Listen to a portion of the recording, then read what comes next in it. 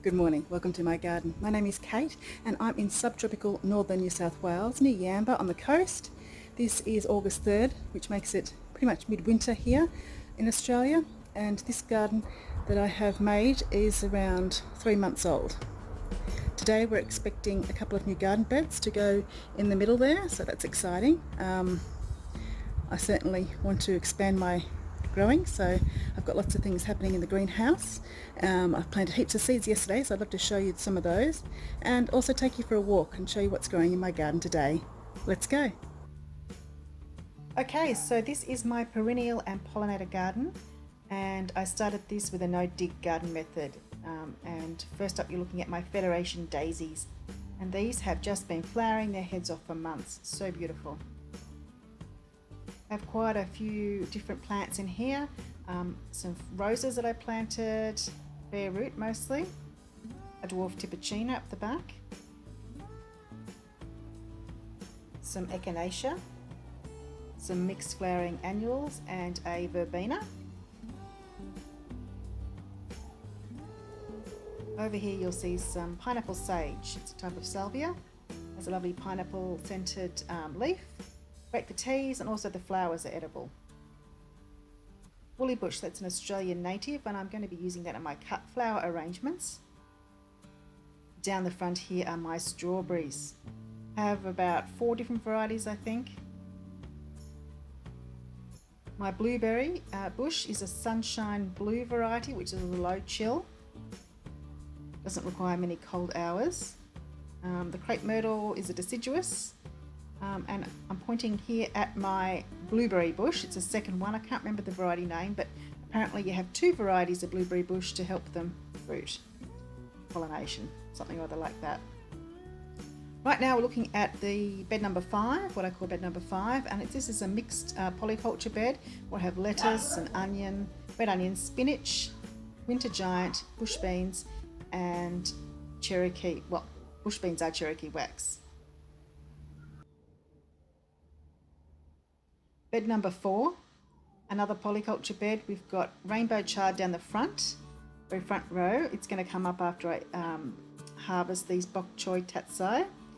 And then there's green streaks mustard down in the bottom right corner. And at the back row, I've got some tomato tomatoes. We have some fruit on those, which is pretty exciting. They haven't changed colour yet, but they're looking good. Here's what I call bed number 3, and in this bed we have some cherry tomatoes.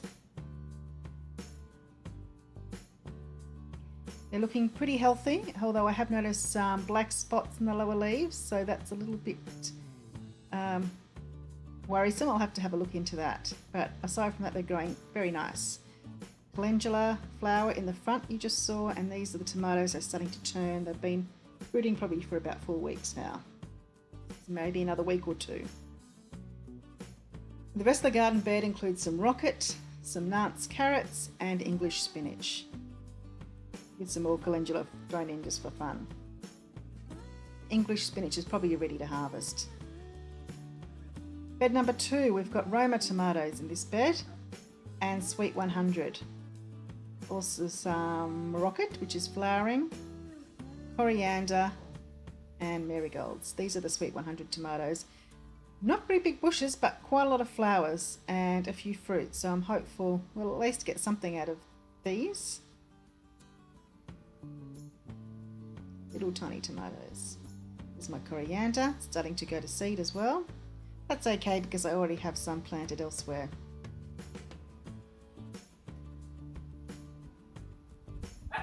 The back bed here is a bed we put in probably about 3 or 4 years ago to grow some flowers, and then I neglected it after that. It just grew full of weeds, but now we've converted it. We put a layer of cardboard down and heaps of compost, and now we're growing up the back some purple sizzly cauliflower, some sugarloaf cabbage, which you can just almost see down the front.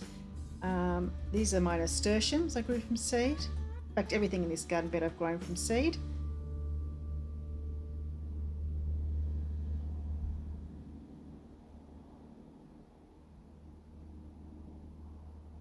This is a giant mustard, a red giant variety. and mustard green streaks at the back.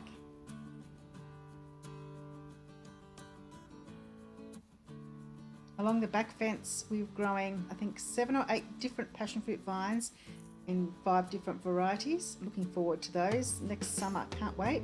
Also, we've put in 4 citrus trees here, a Meyer lemon, a Valencia orange, Hickson Mandarin and a Tahitian lime. These are all long-term investments, but in the future we reckon they'll pay off. That garden bed we just walked past didn't quite work out, have to replant it, no problem.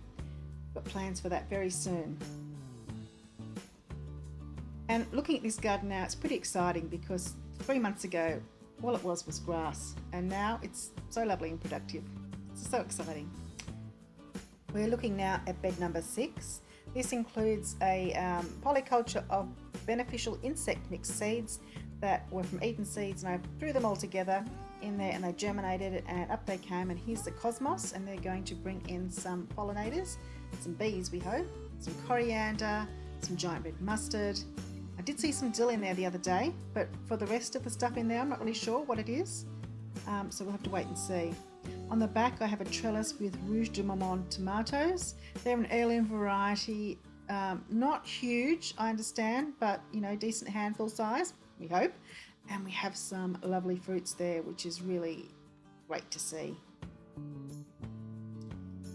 This is what I call bed number 7, and in this bed another polyculture because I love my polycultures, and I'll try to do a bit of companion planting. So we've got some red onion, some early wonder beetroot and some carrots, which is Paris and Amsterdam carrots. Next to those I think we've got green bunching onions. Again, most of this stuff I grew from seed except for the red onions, which I bought in a starter punnet because I was getting impatient.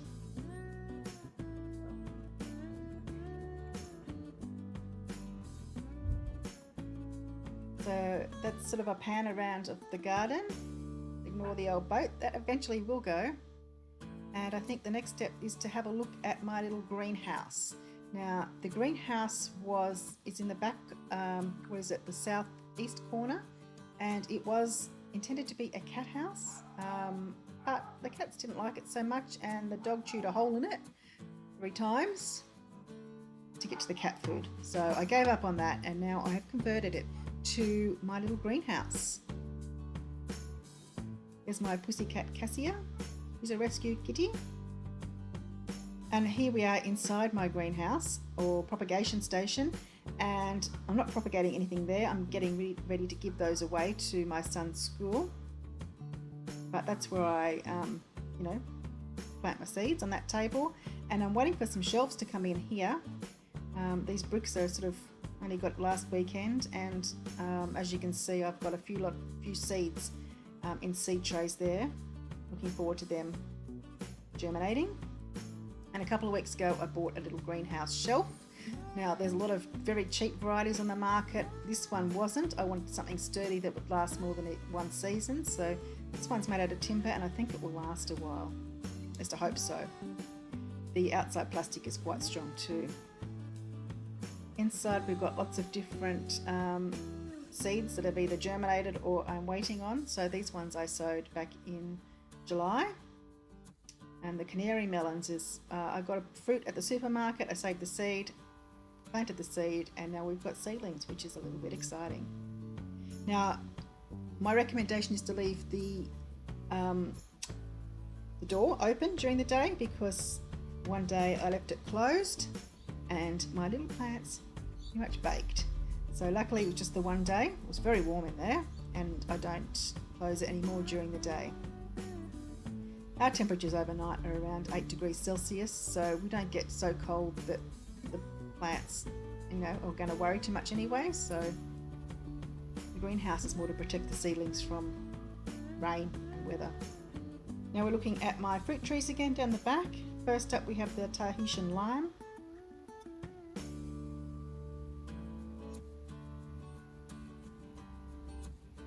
Next is, I believe, the Hickson Mandarin. Or Mandarin. I'm not very sure how to say that, Mandarin or Mandarin. You tell me down in the comments below. The third one along, this is the south end of our garden we're at now, so these trees aren't going to block out any sun. This is a Valencia Orange. And in fact, I have planted them fairly close together, knowing that I am going to have to trim them back over time, but that's okay. I really want them to grow as a cover for the fence and also a privacy screen from the neighbours. There's my passion fruit.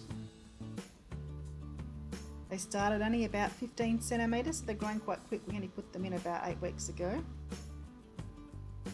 Over the back here I have a trellis ready for my blackberries. These are a thornless variety called Chester, and they're dormant at the moment, but pretty soon I hope that they spring forth and give me lots of fruit. And now we're looking at one of my favourite places in the garden, which is a lovely seat I got. It's one of the first things I invested in even before I had a garden, so I knew I wanted to sit and enjoy and observe the garden, and I highly recommend getting one for your garden, some sort of seat you can just sit back and relax. Thanks for watching my August winter garden tour. If you'd like to see how it grows, please subscribe. I'd love for you to join me on my journey as I go from transforming a very boring backyard into a very productive one for the Garden Harvest Club. My name's Kate. I'll see you next time.